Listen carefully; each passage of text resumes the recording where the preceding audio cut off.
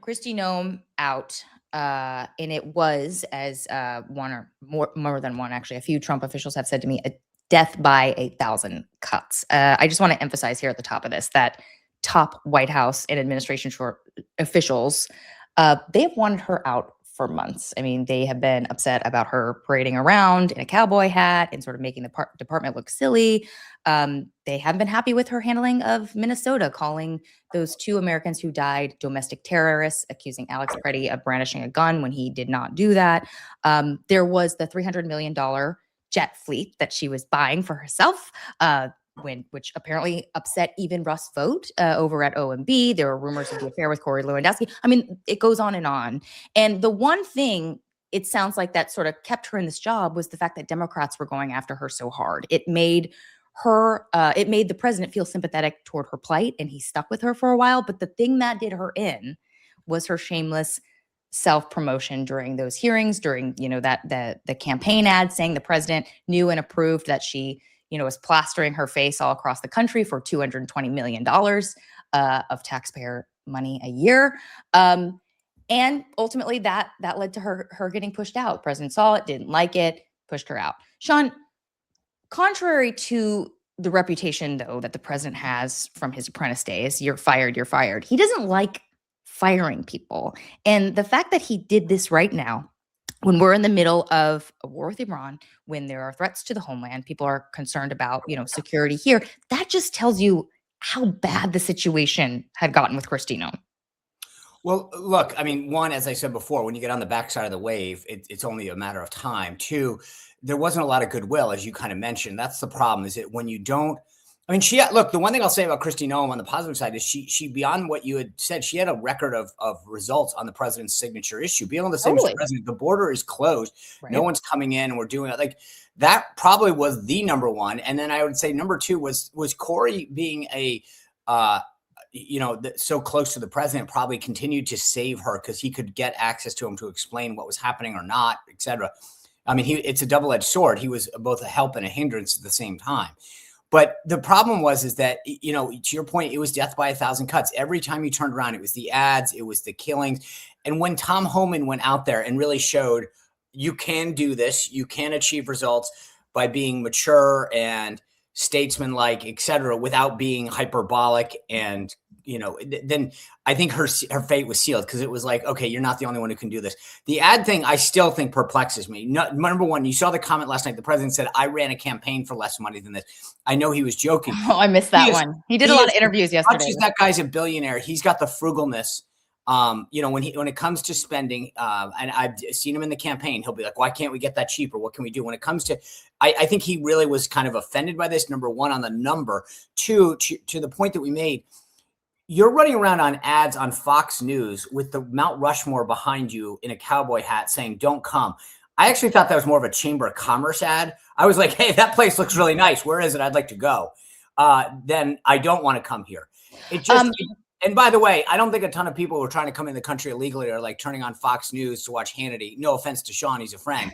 I think they're probably watching Univision and Telemundo, if TV at all. It just, the thing just reeked so bad. And I'll be honest with you. I think if the Dems flipped the Senate or the House, but the Senate in particular, I would be very careful if I were, her senior team. So this is exactly where I was going to go with Dan here on this, just very quickly. And can I want to mention here, though, that we learned yesterday that Senator Kennedy did call the White House before he did this, before he trapped her at this hearing, was not waived off. So this notion of an inside job that Sean was mentioning yesterday, totally 100% true. But Dan, there are now suggestions that she lied under oath because the president has come out and said, I did not approve these ads, even though she said under oath that he did. Do you think Democrats will continue to pursue this, if they end up flipping the majorities of either chamber? Oh, yeah. Just go to the Jets. I mean, I've been putting this on X. It's been getting lost in the shuffle. If Pete Buttigieg had got 3 jets, not 1, not 2, but 3, including, I keep saying this, a Boeing business jet with a king-size bed. It's a queen-size bed, Dan. It's a queen. Are you sure? I thought it was a king. Okay. Okay. and it has a bar. And of course it does. Gotta have the bar. How are you going to drink? Here's the thing that I think Democrats say to themselves, right? They smell blood. Yeah. Everything you guys just described, none of that was new. None of it. Everything has been known about the ad. The ads have been running for months, right? The plane purchases have been documented ongoing. God bless the Wall Street Journal now for months. They acted because they can feel the political heat building about all. Look, their poll numbers are terrible. The war at best is break even. They know they're probably going to lose the House. They're worried about the Senate. It's the political urgency of we got to cut bait and go, right? And I think, to me, it was remarkable to hear conservative media yesterday start to turn on Kristi Noem on a dime and say, well, Tom Homan played a big role on the border, and here are all the problems people had with her. I mean, you're just like, it's like state-run media. You're 100% on board, and then you completely get off board because the king says, that's it, you're out. I know a lot of Democrats are saying, let me just, a lot of Democrats are saying they're going to come after her if they flip the chambers. But like, they're going to have so much to investigate, Dan. Well, that's going to be the challenge. I just remember during Trump won, and like that was my beat. I covered oversight, and Democrats, they had like laundry lists of everything they want to investigate, and they had to narrow them considerably. I mean, they had dozens and dozens of investigations and document requests. They only ended up really pursuing maybe like, I don't know, 6 to 10. Sure, they're going to go after corporate America. They're going to go after the president for this and that and that. And she'll be a has-been by that time. Well, but here's the thing though, Rachel. The optics, I agree. Terrible. Well, no, but the jets are something that resonate with the average American. It's potent. It's total government waste. Sure. I mean, go back to when Barack Obama, famously after they got elected in 2008, he and Michelle went to New York on a date. Do you guys remember the blowback that they used for real. a government plane to go to New York City? I do not remember You're going to hear about the cost of flying Air Force One to Mar-a-Lago every weekend. Yep. You're going to hear about all the people who are chartering jets. Oh, by the way, our friends at the Wall Street Journal said the first lady has been using the Boeing business jet to go to New York that even Donald Trump had concerns with. It's all the idea of it is waste. It's abuse. It's them. The money's going to them, not you. That frame is going to be put around for 2028. And I know Sean will say all the reasons the Republicans will scream in the other direction. But J.D. Vance is going to have to answer to the whole administration, all this money, the ad money, the planes, everything. Dan loves J.D. Vance. By the way, you had me until J.D. Look, someday we're going to have to introduce the two of them. I think they'd end up liking each other, actually. 2 quick points. One, I will say another massive PR mistake on their behalf. They leaked, Dan brought this up, they leaked that they had offered the First Lady the jet to use, right? And she used it. Which, by the way, the only way that was is if, like, which has someone's, and I'm not saying anyone's name. Starts with the C, last name L. Yeah, could be anybody. But like anybody. That will not be forgotten. And I'm telling you this one. They just brought her into it. Nasty. I would rather cross Donald Trump 10 times before I cross Mrs. Trump. Yeah. Like, she is one of the kindest, most pleasant women to ever deal with. I would have never had my job without her. But I will tell you, lesson learned to anyone going to government: do not cross that woman. And I mean, so I mean, like I said, she was the kindest, caring person, and I owe a lot to her, but I would never, ever cross her. And the idea that they brought her in that story, the last thing I'll say is the jets, everything else, have nothing on the contracts. And that's where the hunting is going to go. 100%. No bid contracts, the relationship between some people at the highest levels and their friends. If I got a contract, because it's not even them, the way this all works is they go find, I mean, this is go back and look at several. And again, I was at House Government Reform and Oversight. They'll go get the weak link and get those guys to bend. It's like a prosecution. And they say, how did you get that contract? Do you want to go to jail? And so they'll break you, and then they move up the chain. And it's so, again, covered congressional oversight forever. Do you remember Solyndra and like how much controversy there was? What do you think? Seriously, like it looks quaint compared to what this is. Literally, they narrowed the bidding to like 3 government potential contractors who could win. One of them apparently didn't even have like a headquarters or a website and had just been created days before. They get this contract. Oh, turns out there's some sort of political connection. to, Noem's allies.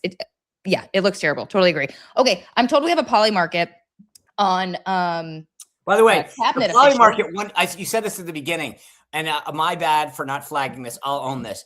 But poly market has been at the forefront of tracking which cabinet member was going first.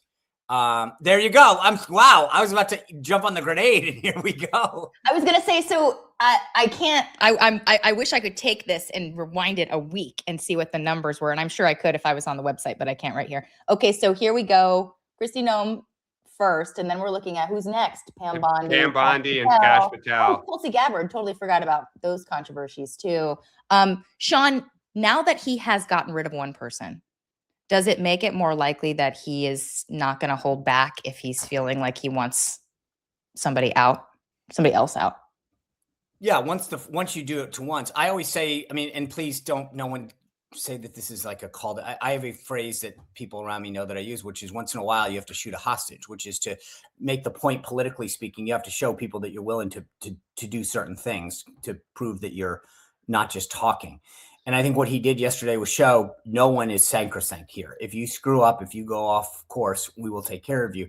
That being said, I don't see anybody who fits that current bill. I think to the discussion that we just had about Noem, it wasn't just one thing. It was multiple things, and then it went over the top, and it was too much. So I think almost everything we talked about with Noem, you could say the same thing about Kash Patel. I was going to say, bring that poly market up. The plain stuff, the story, Sean, about all these people guarding his girlfriend when the own FBI agents are saying it's totally unreasonable.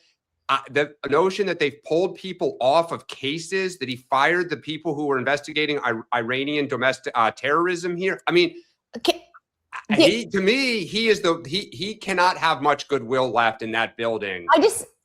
Okay, maybe not in the building, but there is a huge difference when you talk to, people in the inner circle, people in the White House, when it comes to Kristi Noem and Kash Patel. A lot of them think that he was justified in a lot of this, travel spending, like whatever. They think it's justified. Whereas with Kristi, it was always like, oh my gosh, if we could just fire her, we could just get rid of her, get the president to get rid of her. But guys, just very quickly, because we got to move on. Who do you think would be next? And do you think Kash Patel? Okay, so Kash Patel's right now 46% chance that he's I think second Kash. one. Sean, I know this is not a question you love, but you got to give me an answer. I mean, I would say, like, the problem is that if you ask me on any given week, it changes. I mean, like 2 weeks ago, I would have said Lutnick, but he's his buddy. He's been below the radar. I look at this list. I mean, I have a tough time, to be honest with you. I mean, seriously, Dan Scavino, there's a greater chance of aliens coming down, abducting everybody, and fighting Iran than Dan Scavino ever leaving. Like, it's just not going to happen. Yeah. I'm going to tell it is. I don't know. I wouldn't put my money down on any of this right now. I don't know. It's a tough call. This week, I think we got it. Let's do it next week, and we'll see. I would say Tulsi, but no, again, it's not. She's not rubbing. There's no friction. But the question here is, who will leave the Trump administration before 2020? Oh, who will leave? I'm sorry. Oh, okay. I'm sorry. There's a difference between being fired and leaving. Mm-hmm. Oh, that's interesting. Okay, but different. Let's move on, guys. We still have to talk about Mark Wayne before we move to our next segment here. So Mark Wayne Mullen, just if you guys, don't know him, I mean, you probably do. A lot of our viewers probably do. He's on TV all the time, top surrogate for the president, often on the Sunday shows. He often plays this sort of like quiet role behind the scenes between Democrats and Republicans when they're trying to strike deals. He has like these weird like relationships that just extend throughout both chambers, because he was a House member and then became a Senate member, and both parties. Like, he would go work out with Democrats. He'd go, to dinner with Democrats. He's just sort of got his fingers in everything.